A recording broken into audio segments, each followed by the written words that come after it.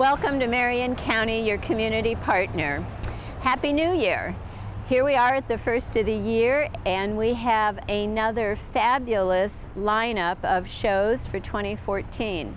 I'm Patty Milne, Marion County Commissioner, your host of Marion County, your community partner.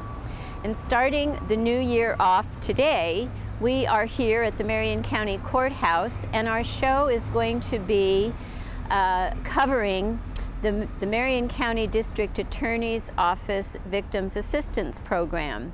We will be visiting with Marion County District Attorney Walt Beglaw, Kim Larson, who oversees the program, and a volunteer, Rachel Menashe. And it'll be a great conversation. This is a program that a lot of people do not know anything about. We think of the district attorney and his deputy district attorneys in the courtroom and really bringing to justice the offenders.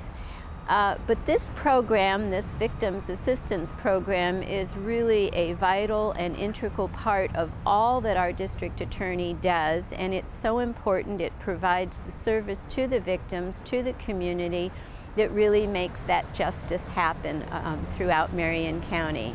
So we'll be going in the courthouse here and having that discussion. I also want to take this opportunity before we go into the courthouse. Programs that are coming up this spring. One will be highlighting the work and the rededication and our move back to Courthouse Square that is set for April 2nd. We'll be bringing you that update. Also, there are some really exciting things happening with regard to returning and current veterans, the veterans who live in Marion County. There's a Marion County Veterans Task Force. We've done a previous program on that, and there are a lot of really exciting things happening so that services and programs are available to our returning and current our veterans who currently live here and their families. So watch for these programs. But right now, let's go inside the Marion County Courthouse and talk with Marion County District Attorney Walt Beglaw.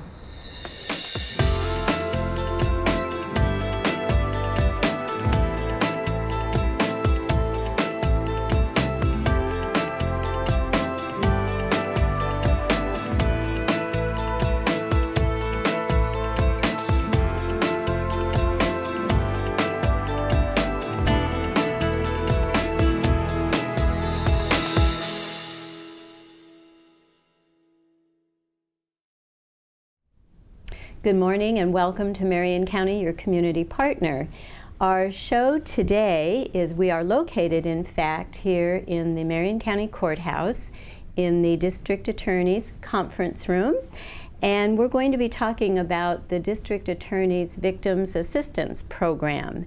And I have three very special guests with me today. First, our Marion County District Attorney Walt Beglaw. Good morning. Good morning. I'm so glad that you could take some time to do this. This is a really important topic, and having all three of you here will really make this a good discussion. Also joining us is Kim Larson. Thank you, Kim, for being here. And Kim is with the District Attorney's Office and the Director of the Victims Assistance Program. And then last but not least, and most important, a volunteer, Rachel Menashe, who is a student right across, well, not quite across the street, almost across the street, down the street, a student at Willamette University. And Rachel is a volunteer with the program, and we will be talking with Rachel shortly about the role that she plays. So I want to go back to Walt to, let's kind of set the stage a little bit about the Victims Assistance Program.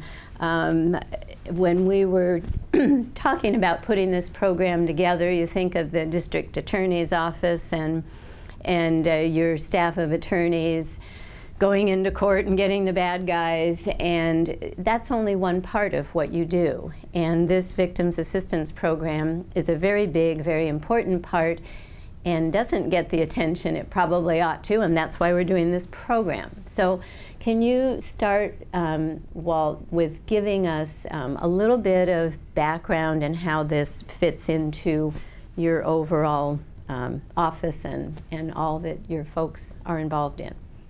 Well, again, good morning, and thank you for taking the time to come here and talk about our program this morning. I'm really actually excited about this. I've done interviews with CCTV, and we've done this before, but to have the focus on the people that do kind of the primary voice for our victims of crime in Marion County is really exciting prospect for me, because I'd like the community to know that this team and the team of volunteers and the team of professionals is a wonderful asset in our community, and they work alongside those deputy district attorneys that you mentioned, and they go into the courtroom. And so since 1981, we've had a program, and it's grown, and it's really walked alongside the development of rights for victims, and grown alongside our office as we have delivered services to those who really need to understand the system, those who really need our advocacy, and those who really have been impacted, their lives changed by crime in our community. So this is just a great chance for us to visit with you this morning. Thank you. So you're talking about being there for the victim. There are a number of crimes, and so the Victims Assistance Program is working with victims of a broad array of crimes. So for a little background too, can you go over such as what kinds of crimes are you working with victims? Well, there are so many different areas that we actually dedicate resources to because it matters so much. Of course, our community would understand that any child that has been abused, or a woman that has been harmed in a domestic violence situation, or sadly, if someone is murdered in our community, we are going to dedicate and prioritize those services, not only from a prosecution standpoint, but from an advocacy standpoint. And so those are really clear priorities for us. There were a couple this morning, though, as I thought about this question in advance of today, that I wanted to highlight for you and for those that are listening this morning to our program. And the first one is elder abuse. I think everyone knows that we've got an aging population, the baby boomers, of which I think I'm on the edge of, if you do the math, is really that population is growing. And we all have family members, and we know when folks get in our family, our loved ones get vulnerable, we see it happen and we worry about it. It concerns us. And what we're seeing in this arena is, let me kind of just give you the profile, that it goes beyond what you might think is going on in terms of neglect, physical neglect of an aging individual. And what we're seeing primarily is financial exploitation of elders in our community. And what's really difficult is that a lot of the perpetrators, those who are doing this to our elderly, are family members and caretakers. So this is one area I'd really like to kind of poke the consciousness of our community around elder abuse. We're going to be dealing more with it. I know our advocates have been concerned about this area as well, and we're trying to expand the depth on our bench to address the needs of our aging population. That's one area that I wanted to highlight. The other one might be a bit of a surprise to people, but if you think about it, not. Property crime, identity theft. Now, that's not a person crime. No one's been physically harmed, But I guess what I would share this morning, Commissioner, and with our community, and for anyone who's out there who's been a victim of property crime, it's a life-changing experience. My wife and I were, years ago, we were burglarized, and just as my wife, I was at work, I was here, and just as my wife pulled up to the house around 5 o'clock, she got a feeling that something wasn't right. She wasn't even in the house, and turns out an individual had broken into her home, was just going out the bathroom window, and she goes in the front. And then they took off, and they stole things, including grandma's ring, that kind of thing. And it changed our life. And ever since then, we really haven't been the same. And so she wasn't hurt, and we were all very concerned about that. But to have someone come into your home setting, or to have someone take your identification and use it, is really an invasion. And people don't. It's a life-changing experience. So I wanted to share that the area of property crime and identity theft and burglary, those things are very impactful. And I would want as much attention on those in terms of victim support as we dedicate to other areas where that we're going to walk alongside a victim. So those are the two that I wanted to visit with you. Of course, there's so many other areas. Again, I've mentioned, child abuse and domestic violence. We want to spend some extra effort in the coming years to make sure we're protecting those victims as well. Well, you're talking about a real broad array of crimes and victims. I think in my mind, I look to the Victims Assistance Program dealing more with the more like the physical victim, or even in the elder case. But as you talk about identity theft and also the property crimes, and I understand how you and your family felt. We've had our home broken into, and it's a horrible personal violation, much the same as if someone assaults you physically. How do in the scheme of all the cases you deal with, do the numbers of victims in these cases you're touching on, is it a large portion of your overall workload, or are these isolated and few? What are we looking at? No, that's a great question, and we can give you an idea of really what that profile is. I mean, I would have to say that our victim assistance is involved in all the work that we do, and the workload is heavy, and the numbers are high. I mean, that's just a really important place to start, because when I look at one end of the criminal activity, for example, homicides, we do about almost have a dozen cases a year over the last 3 years, and it's such a life-changing experience for the family members of that have survived this process and are in our system. In the domestic violence arena, I have an entire team dedicated to manage the caseload of domestic violence within families every year, and it's over 1,000 cases a year in Marion County. The child abuse cases aren't as many as that, but the numbers are very high, and we've dedicated advocates to those. In the property crime arena, it's extraordinary. We've noticed that in that area, it's a less amount of perpetrators, but they have a huge impact, and they commit multiple crimes. So in some of our identity theft cases or our career property offenders, they're committing 20, 30, 40 crimes and impacting multiple victims in those particular cases. They're very complex, and the advocacy is very difficult because you've got different families and individuals to work with different needs, and we're impacted differently and react differently. And so really those talents in terms of advocacy, we draw upon them to kind of meet the need. But I think that's the numbers are huge.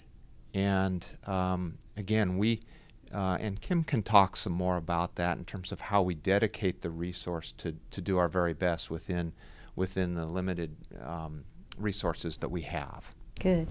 Well, just these numbers of crimes and the numbers of victims is astonishing. So maybe we could move then to, you can't do it all by yourselves. So you do work with other local agencies. Can you talk about that and how you bring together your resources to assist the numbers of victims and families that have been affected? I mean, it's huge. It's a lot of people. Yeah. I was thinking a lot about how do we accomplish our task. And the first thing that comes kind of front and center is that it's a team effort, a community team effort. And we draw upon the collective talents and resources across our community, whether it's a nonprofit that is stepping in to provide a resource, and there's so many I could speak to this morning, but then we also have support and resources at a statewide level in terms of the criminal fines and assessments that are dedicated to provide victim services. At a federal level, there are different federal programs over the years that have established support for victims of domestic violence, what we call the VAWA funds, the VOCA funds that each state allocates to local communities to provide support for victims in those cases. So we've got big partners. At a local level, we've got our law enforcement agencies that team up, that do the investigations in these cases. And then the handoff is made into the district attorney's office for review and prosecution. And they do such a wonderful job that our prosecution rates, the quality investigations that we get, for example, from the city of Salem and their domestic violence response team, allows us to meet the needs and prosecute those cases and provide the support through it as well. So I could go on and on probably, and we want to talk with Kim and Rachel as well, but there really are some great partnerships there that we utilize. Just on the first of the year, just a few weeks ago, we did a wonderful, participated in a wonderful event called Crosswalk. And a wonderful lady who was a victim of a very violent crime, Mary Lucas, organized on her own this walk at the waterfront park that she wanted to dedicate to the Victim Assistance Program, because she felt like she needed to step up and give back and share her experience in a way that would acknowledge what it's like to be a victim of a crime, and that there is a team in our community that's willing to step up and make a difference. And it's not about us. It was about the community, and we're a part of that. We're one element of public safety that helps be that voice for them. Good, great. So do we want to move to Kim and talk a little in more depth of actually, so you are one of these team members that Walt's talking about. Talk about your background and what happens on a daily basis and working with the victims. Okay. I actually started as a volunteer with our program. There you go, way Rachel. Back in 1992, so a very long time ago. And as a volunteer, I had the opportunity to work with all the types of victims that Walt's talked about. The domestic violence cases, the child abuse, the sexual assault, the stalking, the elder abuse, and also had an opportunity to do our pager response. And so I got some really great experience and also kind of got hooked. And decided that this is what spoke to me, and this is what I wanted to do. And so in 1996, I was hired by Victim Assistance to create a domestic violence program and manage that program. And so again, had an opportunity to work with our prosecutors in our office to try to build a program that would be really responsive to victims, and also work really closely with the prosecutors and kind of meet their needs as well. And then in 2001, I left to go to law school. And what I learned while I was in law school, among other things, was that I really, really missed this work and missed having the opportunity to directly advocate for victims and be that voice. So when the opportunity presented itself in 2003 to apply for the director, I did that and was able to come back and be part of our team at Victim Assistance. And as the director, I kind of see my role in a couple different ways. One, probably primarily, is working with our team and trying to make sure they have the support they need to do this hard work, and to make sure that we have the resources to do the work, and are being able to pull in our community to help us with that. But another exciting part of my job is to also work statewide and to work with a lot of partners across the state to try to make sure that as a state we're responding to victims, and that victims are getting a voice no matter where they're victimized, and so they're not getting different treatment depending on where they're at. And so that's an exciting part of what we get to do as well. So why is the support for the victims so important? Why is that the high? Well, I take it that that's a very priority in all that you do. It is. The system is not an easy system. It's, even on the best of days, it can be really difficult.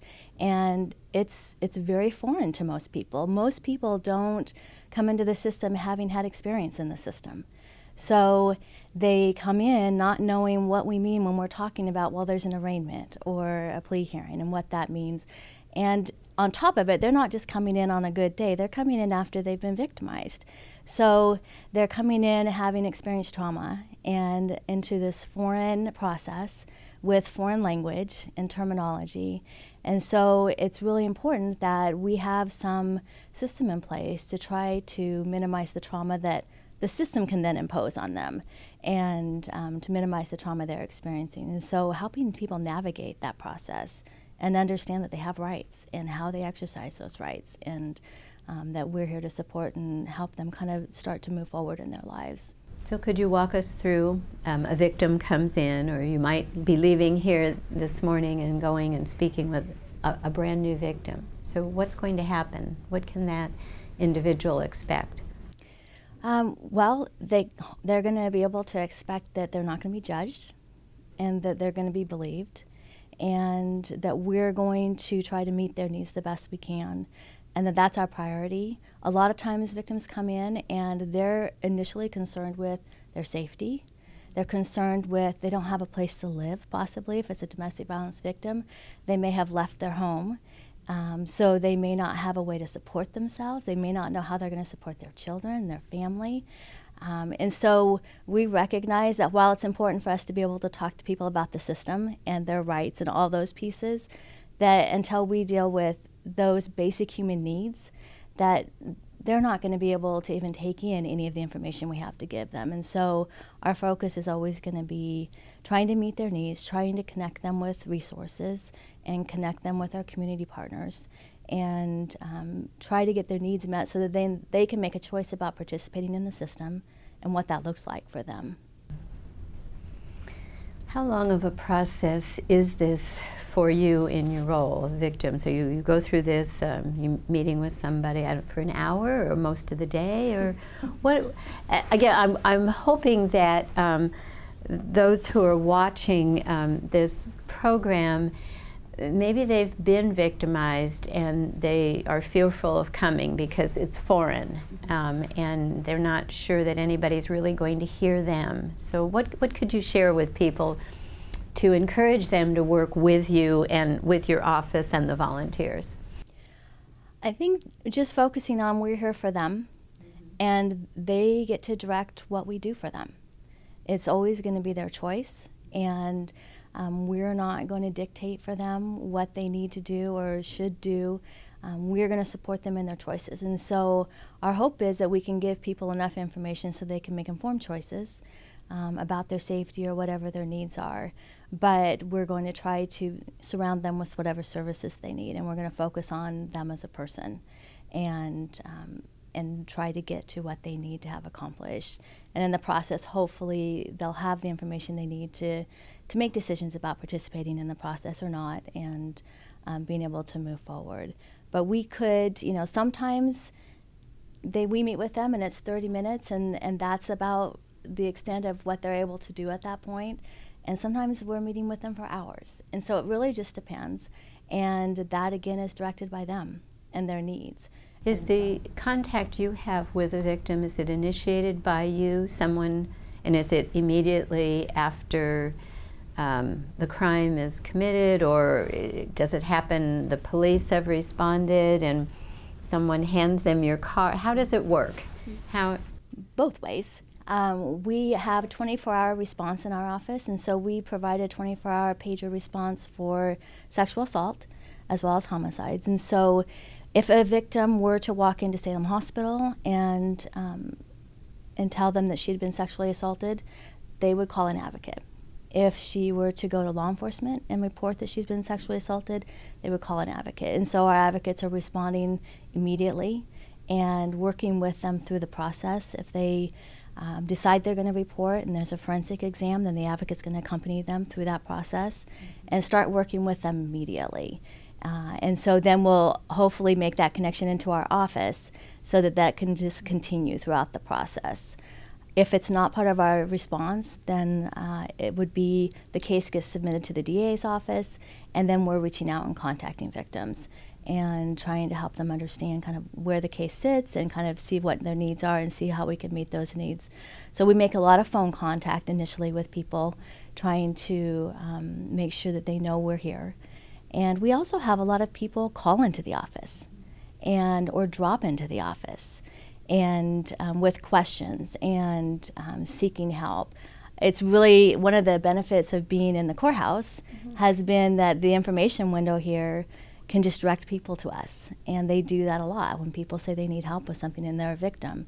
And so that's been a really nice benefit of being in the courthouse, is that we're here and really close by.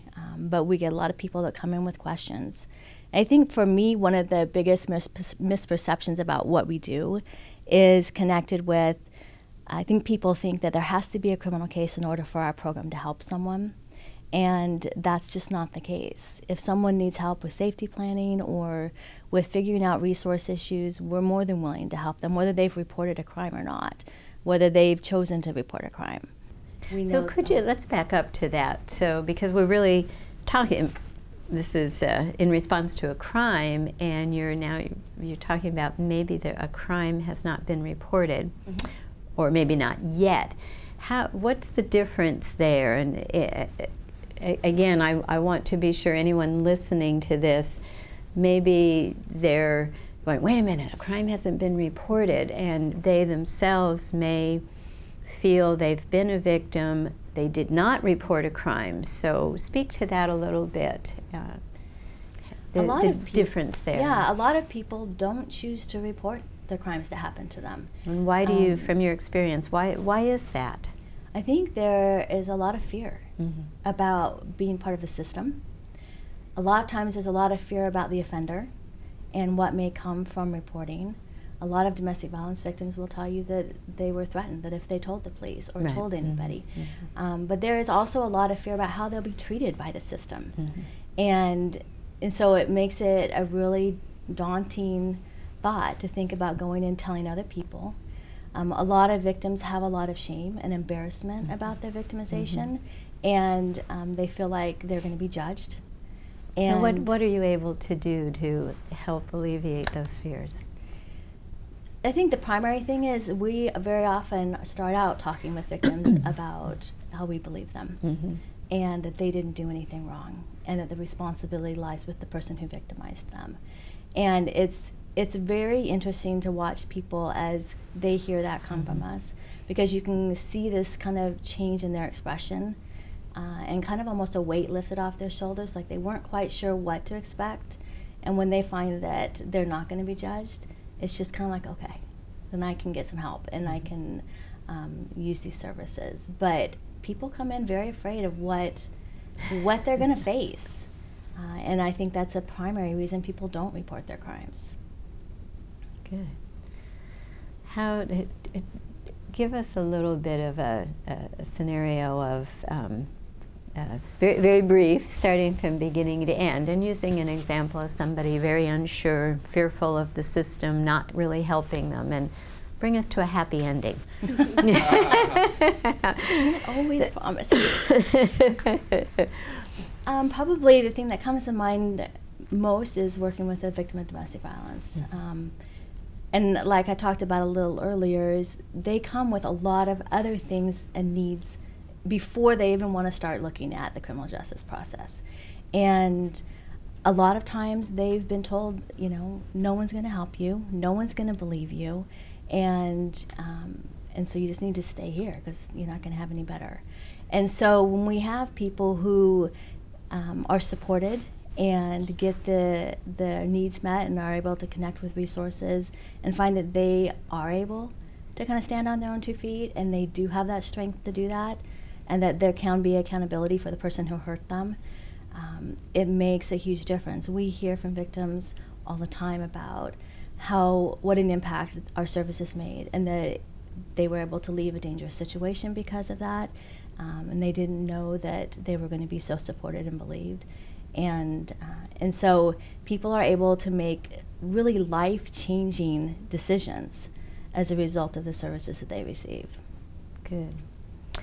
So why don't you help us segue into the volunteer aspect? So your working relationship with the volunteers, and then we can have Rachel talk about her experience. So what's your role with the volunteers? We love our volunteers.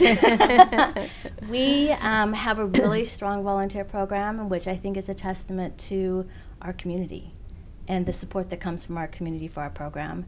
But we have a fairly large program of staff when you compare it to the state, other programs, but it's still not nearly enough to meet all the needs. And so we are able to expand what we can do by our volunteers' generosity. And so we generally have, on average, 50 to 60 volunteers at any given point.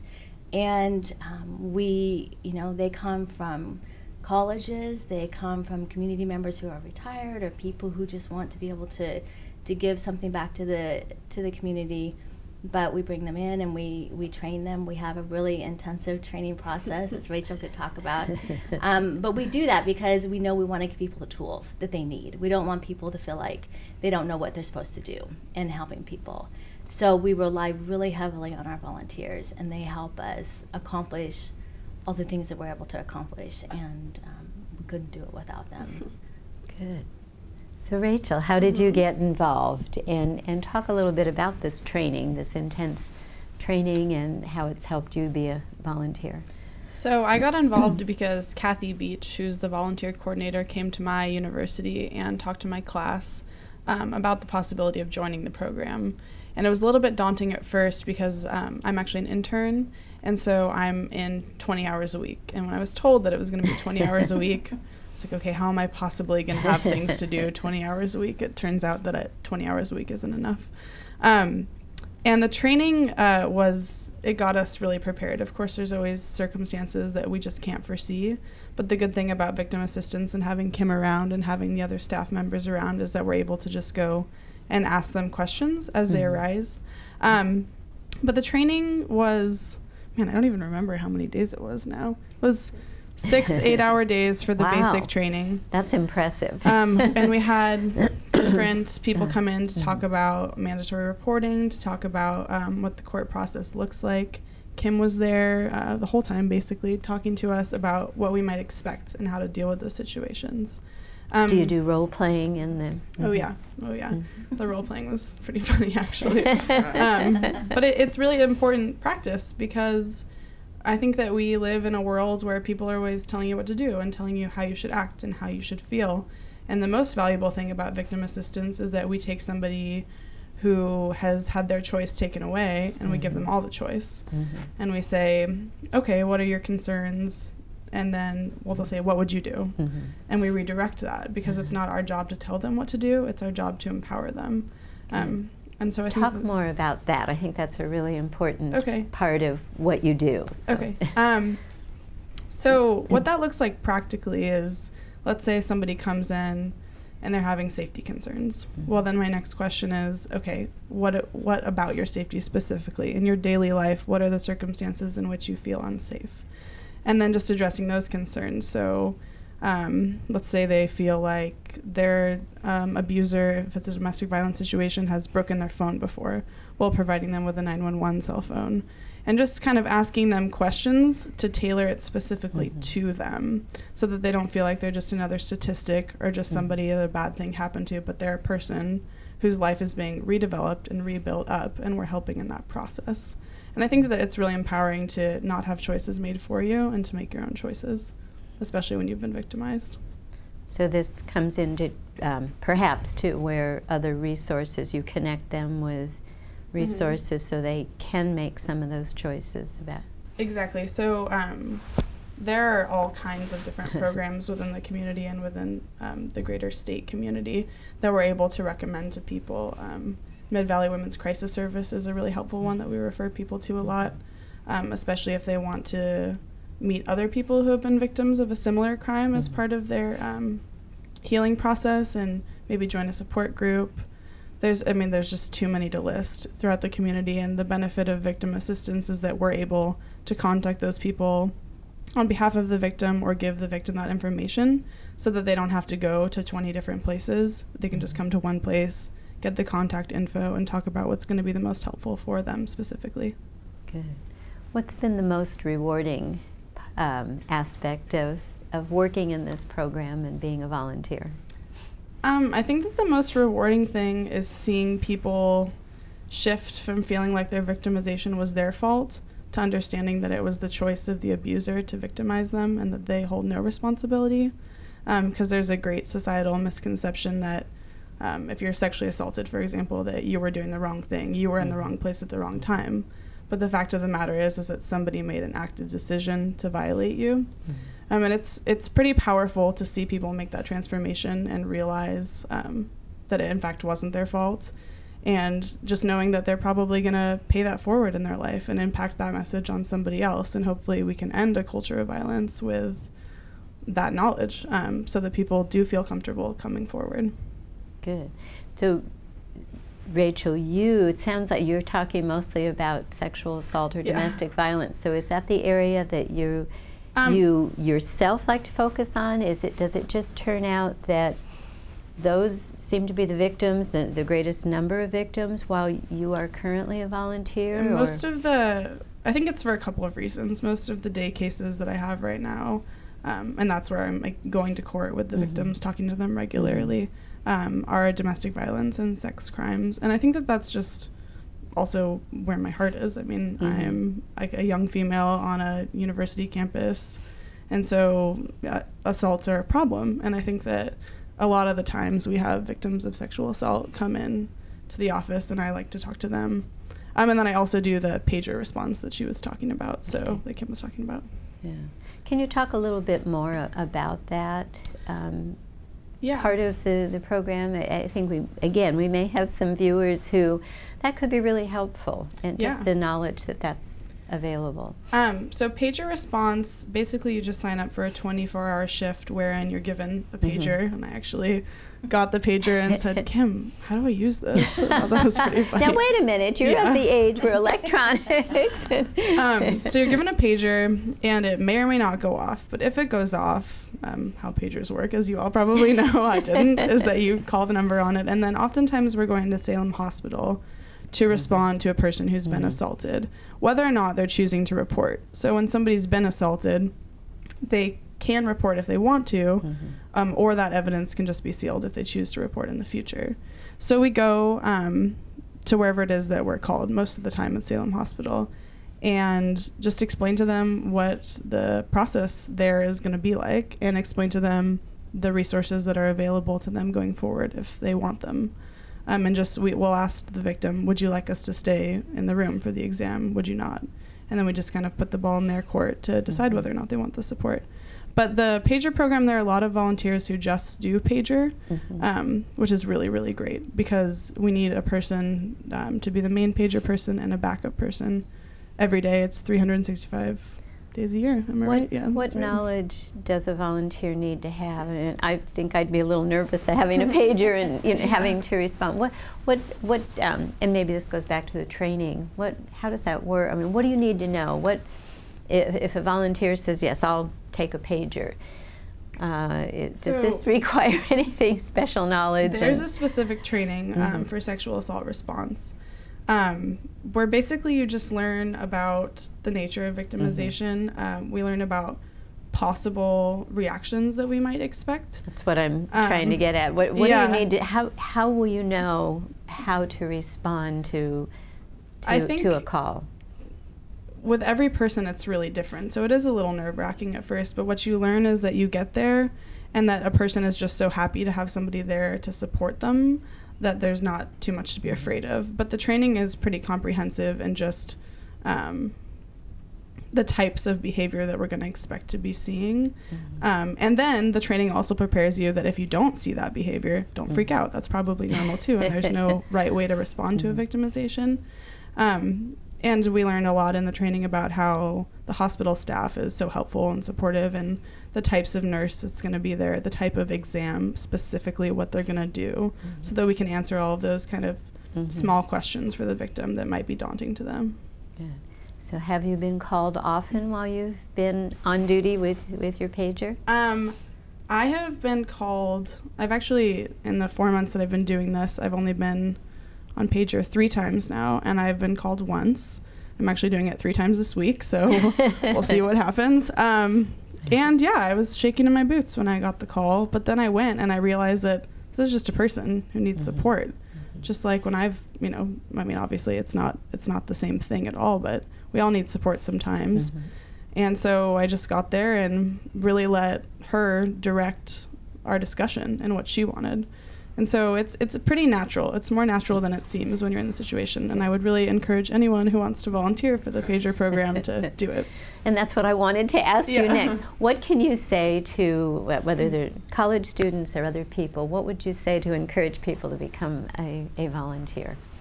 I just think it's a matter of realizing how lucky we are, and then wanting to do something to give that back.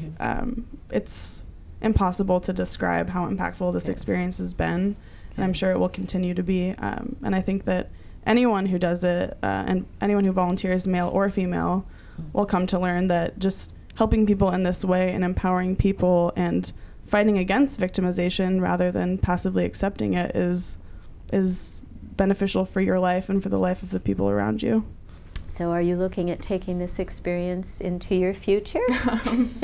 Maybe, like Kim said, it's a little bit addicting. I'm a little bit hooked, so we'll see. I don't know. I'm graduating coming up here, and then who knows? I'm sure that I will do something at least at a volunteer level, probably forever now, even if it's just pager once a month, just to stay involved. But who knows if law school is going to happen or not? I'm not sure yet. Good. Well, before we totally wrap up today, is there anything else, any of you, and you can pass this mic back and forth, any closing comments you'd like to make, anything you didn't share that you'd really like to have the opportunity to share before we close? Well, I've always got more to say. But I do want to just express my gratitude to Rachel. She's obviously shared something that's really about the experience of an advocate and what a difference it can make. And a very wise gentleman years ago, we were having a roundtable discussion about what we do in public safety system and what our office was like, and advocates and law enforcement. And at the end of that discussion, he's just a business gentleman. He wasn't involved in what we did, and he just leaned back and he just said it very thoughtfully, "It seems to me that the very health of our community depends on the response to the needs of its victims." And ever since then, it just he just spent a couple hours listening to what we do, and that fabric of support really is just kind of demonstrates how we care for people. and I'm just proud to be a part of that process and our program itself. And so when I get a chance to be a part of the training that Rachel and Kim talked about, and the very first thing I say is I just want to thank you in advance for your time. You're going to be here for 2 weeks, and then you're going to be meeting with these families going through horrific trauma, almost indescribable at times. And so I'm thankful for that in advance for what they do. And they really are a part of our office. They are really indispensable. And I wanted to make sure they know that. And so a little quick thanks to Rachel joining us here today as part of that conversation. So, yeah, thanks again for taking this time to have a conversation about what we do in our victim assistance program. Kim, did you you have any other final thoughts? Or? I do. I talked a little bit about the fact that, because we draw volunteers from our community, that is an indication of the support from our community. But I also wanted to just highlight a little bit of the support we received recently through the Statesman Journal's Catalog of Giving. It has just been really an overwhelming experience to receive all of the supplies that we've received. One of the things we listed was talk about that. Yeah, let's take a minute. Yeah, the sexual assault response that we do, as Rachel talked about, is we are there to accompany the victims through that process, and if they're reporting and having a forensic exam done, generally their clothes are taken, and so some of the things that we provide them is a pair of sweats to have something to wear home, and a comfort pack, and just some little things that try to kind of help make them a little bit more comfortable. And we were just inundated with supplies from the community, people bringing in bags of sweats and bags of supplies, and it's just been incredibly touching to see that support from the community, and it's just been really amazing. So I wanted to make sure that we mentioned that. Yeah. So are there still needs? And take this opportunity to let people know how they can contact you and give things and offer support. Sure. We unfortunately probably will always have needs. But so those kinds of supplies that we can use for victims, the sweats and those kinds of things are always going to be useful for us. And anyone who's wanting to provide those kinds of things can contact our office at Victim Assistance. And a lot of people are just dropping them off. And sometimes people are dropping them off at the information window at the courts, and they're getting them down to us. And so, people can contact our office. And so go ahead and give some contact information. The phone number for Victim Assistance is 503-588-5253. And so give us a call, and we can help you figure out, how to get in touch with us if you want to, and provide that support. But we've just been incredibly appreciative of the support we've received. Good. I just had one thing. Go right ahead. Take this opportunity. Just the one thing that I wanted to say was that for anybody who's watching who has been victimized, you don't have to physically come into Victim Assistance to receive services. And you don't have to give your entire story, and you don't have to be in fear of it being reported to the police or a case being opened up. And I mean, there are mandatory report laws for children, but if somebody wants to just call in and have a non-judgmental conversation, then they have the phone number, because Kim just gave it, and we are more than happy to do that. It doesn't matter if it's 10 minutes or 3 hours. We'd love to talk to anybody who wants to call. Good. Well, thank you again, Walt, and for all your work, and Kim and Rachel for volunteering, and we may see you as you're in your future. Again, this is Patty Milne, Marion County Commissioner with Marion County, your community partner, and we appreciate everyone watching this. The phone number, we will make sure that phone number is shown as Mark puts this show together, and it airs, and it will air on CCTV in the month of February for a couple, 3 weeks. So thank you all for what you do. This is not easy work, but it's so important, and it takes special people to do it. So thank you so much for joining me today. Appreciate it very much. Thank you.